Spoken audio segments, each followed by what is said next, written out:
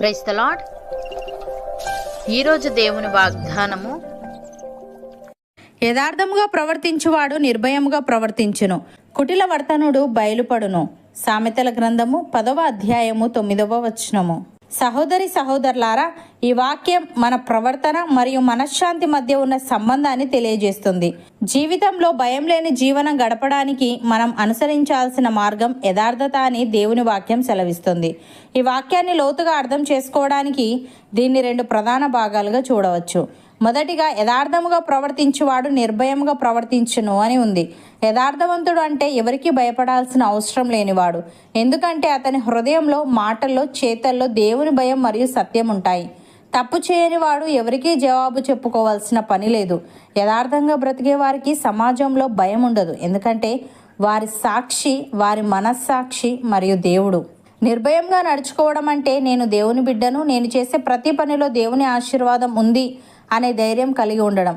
ఆ ధైర్యమే వారిని అపవాది యొక్క భయంకరమైన ఆలోచనల నుండి కాపాడుతుంది.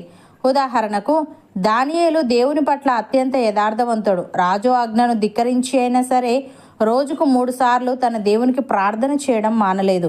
శత్రువులు అతన్ని సింహపు బోనులో పడవేసినా దేవుని యందు తనకున్న యథార్థత అతనికి భయాన్ని కలిగించలేదు.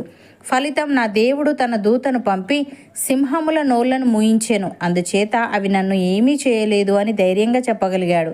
యథార్థవంతుడైన దానియేలు తన ప్రాణానికి ముప్పు ఉన్నా నిర్భయంగా ఉన్నాడు. అలాగే పౌలు సువార్త ప్రకటించే క్రమంలో ఎన్నో కారాగారాలు, దెబ్బలు, మరణకరమైన ప్రమాదాలు ఎదుర్కొన్నాడు. కానీ ఆయన ఎప్పుడూ భయపడలేదు. నేను క్రీస్తునందు బలము పొందుచున్నందున నాకు అసాధ్యమైనది ఏదీ లేదు అని చెప్పడమే కాకుండా తన మరణం దగ్గర పడినప్పుడు కూడా నేను మంచి పోరాటము పోరాడి తిని, నా పరుగును కడముట్టించి తిని, విశ్వాసమును కాపాడుకొంటిని అని నిర్భయంగా ప్రకటించాడు. ప్రియులారా, యథార్థత అనేది ఒక వ్యక్తిని బాహ్య ప్రపంచపు ఒత్తిళ్ల నుండి, మనుషుల తీర్పుల నుండి విముక్తుడిని చేస్తుంది. మీరు గమనించినట్లుగా నిర్భయత్వం అనేది కేవలం శారీరక ధైర్యం కాదు, అది ఒక ఆధ్యాత్మిక స్థితి. తప్పు చేయనివాడు దేవుని దృష్టిలో నిందారహితుడిగా ఉండేవాడు. లోకంలో ఎవరికి భయపడాల్సిన అవసరం ఉండదు. యథార్థవంతుడికి తన సొంత మనస్సాక్షియే అతిపెద్ద సాక్షిగా ఉంటుంది. దానియేలు మరియు పౌలుల జీవితాలు నిరూపించిన సత్యం ఏమిటంటే, మనిషిని భయపెట్టే పరిస్థితులు మారవచ్చు, కానీ దేవుని వాగ్దానం మారదు. ఆ వాగ్దానమే యథార్థవంతుడికి వెన్నుముకగా నిలుస్తుంది. అపవాది ఎప్పుడూ మన బలహీనతలను, రహస్య పాపాలను పట్టుకొని మనల్ని భయపెట్టాలని చూస్తాడు. కానీ హృదయం, మాట, చేతల్లో యథార్థత ఉన్నప్పుడు ఆ దుష్ట శక్తులపై మనకు ఎటువంటి అధికారం ఉండదు. రెండవదిగా, కుటిల వర్తనుడు బయలుపడును అని ఉంది. కుటిల వర్తనుడు అంటే మాయమాటలు చెప్పేవాడు, అడ్డదారుల్లో వెళ్ళేవాడు.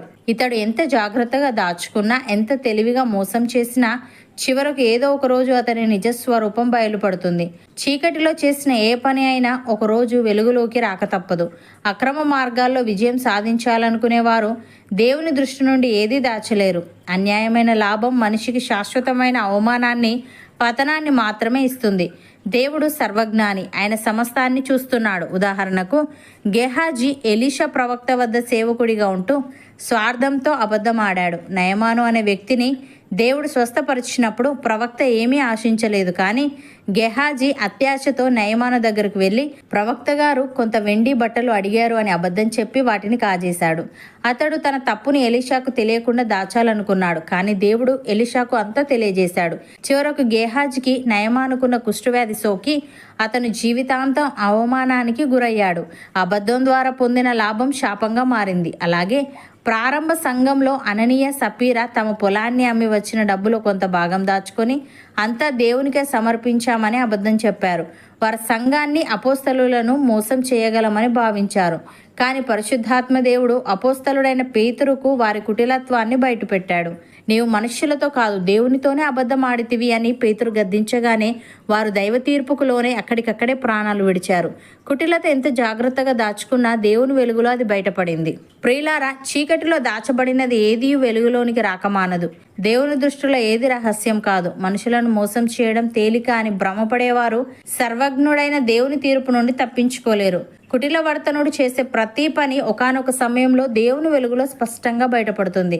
గెహాజీ, అననీయ మరియు సపీరాలు పొందినది అశాశ్వతమైన సంపద లేదా కీర్తి. కానీ వారు కోల్పోయినది దేవుని కృపను, గౌరవాన్ని మరియు ప్రాణాలను కూడా. అక్రమ మార్గంలో వచ్చే లాభం మనిషికి మేలు చేయదు, పైగా అది ఒక పతనం వైపు తీసుకెళ్లే ఉచ్చుగా మారుతుంది. కుటిలత కేవలం బయటి వారికి చేసే మోసం మాత్రమే కాదు, అది మనిషి అంతరాత్మను కలుషితం చేస్తుంది. అబద్ధం చెప్పే ప్రతిసారి వ్యక్తి తన వ్యక్తిత్వాన్ని తానే తక్కువ చేసుకుంటాడు. చివరకు ఆ అబద్ధపు భారమే వారిని సమాజంలో నిలబడకుండా చేస్తుంది. సహోదరి సహోదరులారా, ఈరోజు మీరు మీ పనిలో లేదా మీ వ్యక్తిగత వ్యవహారాల్లో నేను నిజాయితీగా ఉండాలా లేక అందరిలాగే అడ్డదారులు తొక్కాలా అని సందిగ్ధంలో ఉన్నారా?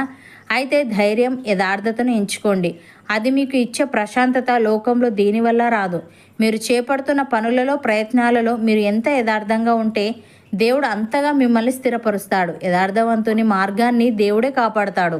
కాబట్టి ఏ భయం లేకుండా మీ వృత్తిని కొనసాగించండి. మీరు చేసే ప్రతి పనిలో యథార్థత మీకు ఆశీర్వాదకరంగా ఉండునుగాక. మీ మనస్సు దేవుని శాంతితో నిర్భయంగా ఉండునుగాక. మీ యథార్థతను చూసి దేవుడు మిమ్మల్ని దీవించునుగాక. అవును అన్నవారు నాతో పాటు ప్రార్థనలో ఏకీభవించండి. పరిశుద్ధుడా, ప్రేమగల తండ్రి, యథార్థముగా ప్రవర్తించువాడు నిర్భయముగా ప్రవర్తించునని, కుటిల వర్తనుడు బయలుపడునని, మా జీవితంలో భయం లేని జీవనం గడపడానికి మేం అనుసరించాల్సిన మార్గం యథార్థత అని నీవు సెలవిచ్చావు. తండ్రి, నీకు స్తుతులు. దేవా, యథార్థత అనేది బాహ్య ప్రపంచపు ఒత్తిళ్ల నుండి, మనుషుల తీర్పుల నుండి మమ్ములను విముక్తులను చేస్తుంది. గనుక నీ దృష్టిలో నిందారహితుడిగా ఉండేవాడు లోకంలో ఎవరికీ భయపడాల్సిన అవసరం ఉండదు. గనుక మా మనస్సాక్షిని నీ వాక్యంతో శుద్ధి చేసుకొని నీ దృష్టిలో మేము నిందారహితులుగా జీవించే వారంగా ఉండటకు సహాయము దయచేయమని, గేహజీ మరియు అననీయ సప్పీరాల వలె మేము ఎన్నడూ కుటిల మార్గాలను ఎంచుకోకుండా అబద్ధమునకు, అత్యాశకు దూరంగా ఉంటూ లోకపు మాయమాటల కంటే నీ సత్యమే గొప్పదని నమ్మి యథార్థతతో విజయాన్ని పొందే వారంగా ఉండటకు కృపచూపమని, ఈ వాగ్దానాన్ని విశ్వసిస్తున్న ప్రతి ఒక్కరిని నీవు ఆశీర్వదించి వారిని యథార్థతలో స్థిరపరిచి వారి జీవితాల్లో నీవిచ్చే అద్భుతమైన శాంతిని మరియు ధైర్యాన్ని కుమ్మరించమని యేసుక్రీస్తు నామమున ప్రార్థిస్తున్నాము తండ్రి. ఆమెన్.